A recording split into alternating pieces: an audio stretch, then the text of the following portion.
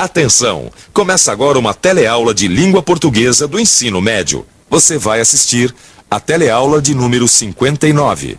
Bons estudos!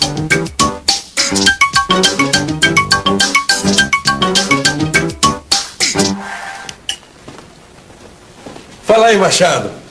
Ô, Alencar, sumido, hein? Pois é, rapaz, tô passando muito tempo na biblioteca. Tô levando a sério esse negócio de literatura, viu? Sei. E por coincidência, a pessoa que mais entende de literatura por aqui é a Carminha, aquela moça bonita da biblioteca, né? Ah, não vem não, Machado. Tá certo que eu tô jogando um charme pra Carminha. Mas essa história de estar animado com a literatura é verdade, viu? Quanta animação, hein? Você precisa ver o autor que eu descobri. Um poeta do século XVII, um tal de Gregório de Matos. Ele é incrível. Ah, e eu não sei. O Gregório de Matos é um dos favoritos da minha tia Zulmira, que tá aqui na cidade. E como você não aparece, é minha nova parceira na minha última história. Então faz o seguinte, eu daqui vou pra biblioteca. Liga lá pra mim, que eu peço pra Carminha escolher um livro do Gregório de Matos e eu tiro pra emprestar pra sua tia. Fica mais fácil se você ligar pra mim. Mas não vai esquecer, hein? Porque o poeta barroco Gregório de Matos é um dos assuntos da nossa teleaula de hoje. Nesta teleaula, você vai saber um pouco mais da obra do poeta barroco Gregório de Matos.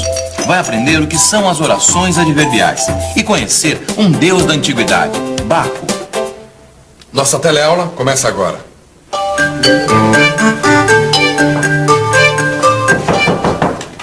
Quem é? Tia Zulmira, sou eu, cheguei. Vamos trabalhar? Pode ir, já tô indo. Tá. Hoje, eu e a tia Zulmira vamos continuar a escrever a história do Dr. Armando, o empresário. Lembra dele? O Dr. Armando tem um projeto de mineração que explora parte de uma floresta. Precisa de aprovação de Fabinho, presidente do Conselho Municipal do Meio Ambiente, e também de Faustino, o prefeito. Todas essas pessoas comparecem ao encontro convocado por Vanil, o jornalista, para discutirem o projeto com a comunidade. Oi. Oi? Que isso, tia? O figurino? É. É a minha inspiração para continuar a história do projeto do Armando. Eu não entendi. Eu quero que todo mundo esteja à vontade nesse encontro, assim como se estivesse na casa deles. O projeto do Armando é criar uma reserva ecológica, né? Mas essas histórias que envolvem o poder e o povo têm que ser muito bem contadas. Tem que mostrar que boa intenção só não vale, não. Tem que provar, ser transparente.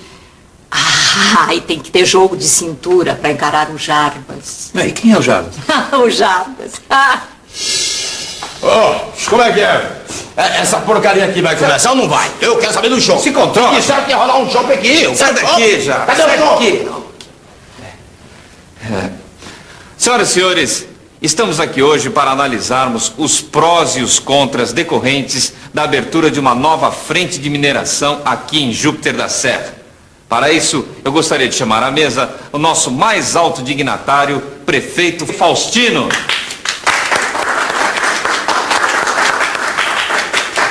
O egrégio presidente das comissões do meio ambiente, Fabinho.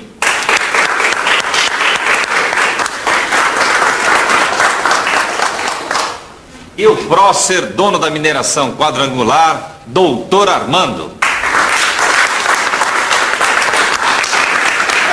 Dignatário, próximo egrégio. Esse Vanil gosta de uma empolação que só se enrosca. Senhores, Dr. Armando aqui vai expor para nós hoje um projeto que pode mudar definitivamente o futuro da nossa querida cidade Júpiter da Serra. E para isso, a opinião de vocês é fundamental para se chegar a um bom termo em relação a esse futuro. Não tá me convencendo. Eu gostava mais quando você falava de bicho, mas estava sentindo o que estava dizendo. Agora não, fica aí nessa enrolação. Cala-te, escravo infame de Baco! Baco? Baco. Na antiguidade, deus do teatro e do vinho. Era celebrado pelas bacantes. Bacantes eram as mulheres que faziam o ritual de Baco, vestidas de guirlandas, celebrando a chegada da primavera e saindo em procissão. No século V a.C., na Grécia Antiga, as festas em homenagem a Baco, também chamado de Dionísio, deram origem aos festivais de teatro. Baco, deus do vinho e da transformação, era celebrado com a apresentação de tragédias, comédias e dramas satíricos. Mas espera aí, tia. Quando o Vanil chama o Jarbas de escravo de Baco, tá querendo xingar ele de bêbado. É verdade. Mas o Vanil também não perde a oportunidade de mostrar que é lido, que é culto. Ele prefere ser admirado do que ser entendido. Assim fica difícil, tia. O Vanil tá pensando se apoia o projeto ou não. Vem um bêbado, põe mais lenha na fogueira. Aí essa história não sai do lugar. É. Faz uma coisa, tira o Baco da história. Diz pro Vanil parar de frescura e dizer o que ele tá pensando mesmo.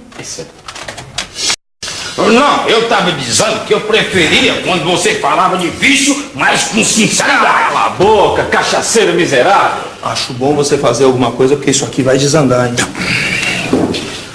Eu estou aqui para apresentar aos senhores um projeto de mineração que vai trazer lucros e empregos a Júpiter da Serra sem destruir a matinha. Doutor Armando, cadê o chopp? Diz que rolou um chopinho, é isso, doutor Armando? Como ele fala, eu calo. Quando os tolos falam, os sábios calam. Interrompe-nos porque não tem argumentos. E nem os bacanas aí. Estão falando do monte de orações subordinadas adverbiais. Orações subordinadas adverbiais. E agora? Agora nós vamos ter que pensar um pouco. Vamos pensar um pouco. Nós já sabemos que os advérbios e as locuções adverbiais são as palavras ou expressões que modificam adjetivos, verbos ou outros advérbios, acrescentando ideias de tempo, modo, causa, lugar, dúvida, etc. Até aqui, estamos falando de morfologia. Agora vamos à sintaxe. A oração subordinada adverbial é aqui, em relação à oração principal, equivale a um advérbio. Por exemplo, como ele fala, eu calo. A oração principal é eu calo. A oração como ele fala dá uma ideia de causa à principal. É uma oração adverbial causal. Veja outro exemplo. Quando os tolos falam, os sábios calam. A oração principal é os sábios calam. Quando os tolos falam, dá uma ideia de tempo à oração principal. É uma oração adverbial temporal. Da mesma forma em interrompe-nos porque não tem argumentos. A oração principal recebe uma ideia de causa da oração adverbial, porque não tem argumentos. Não. Argumento eu tenho, tá difícil achar. Agora, se pintar um chopinho, né? Não, isso está ficando feio. Temos que defenestrar o Jarbas. Mas defenestrar não é retirar do cargo? Ele não tem cargo nenhum. Mas defenestrar tem um outro sentido que serve bem nessa situação. Senhores, como prefeito da minha cidade, eu tenho uma coisa muito importante a dizer. Eu também tenho. Chega, defenestrem o bêbado. Pronto, está feita a defenestração. Defenestração?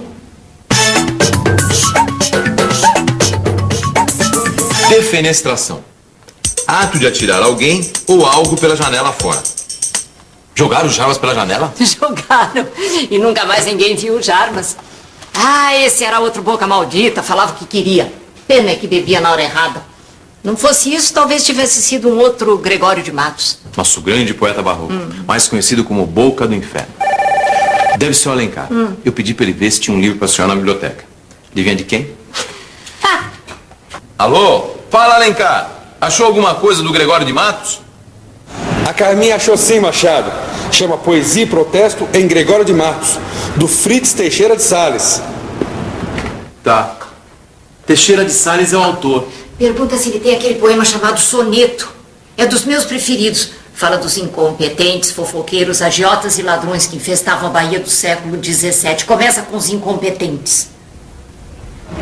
A cada canto um grande conselheiro, que nos quer governar cabana e vinha. Não sabem governar sua cozinha e podem governar o mundo inteiro. Depois fala dos fofoqueiros. Em cada porta, um frequentado olheiro, que a vida do vizinho e da vizinha pesquisa, escuta, espreita, esquadrinha, para levar à praça e ao terreiro. Agora fala dos agiotas, em seguida dos ladrões. Muitos mulatos desavergonhados, trazidos pelos pés, os homens nobres, posta nas palmas toda a picardia. Estupendas usuras nos mercados, todos os que não furtam muito pobres, eis aqui a cidade da Bahia. É isso mesmo. Ô, Alencar, te devo essa, hein, cara? Brigadão. Tchau. Ah, Gregório. Depois dessa não dá pra contar historinha nenhuma. Espera um pouquinho, tia. Espera pelo menos a revisão. Vamos revisar? E atenção, se liga aí que é hora da revisão.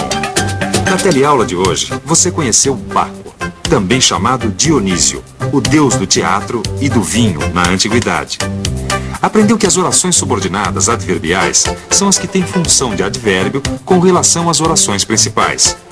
E conheceu mais um pouco sobre a obra do poeta barroco Gregório de Matos. Você viu também a segunda parte da história sobre o impasse que um projeto de mineração está provocando em Júpiter da Serra. O final dessa história você vai ver na próxima teleaula. Não perca, porque a gente também vai falar bastante sobre literatura. Até lá!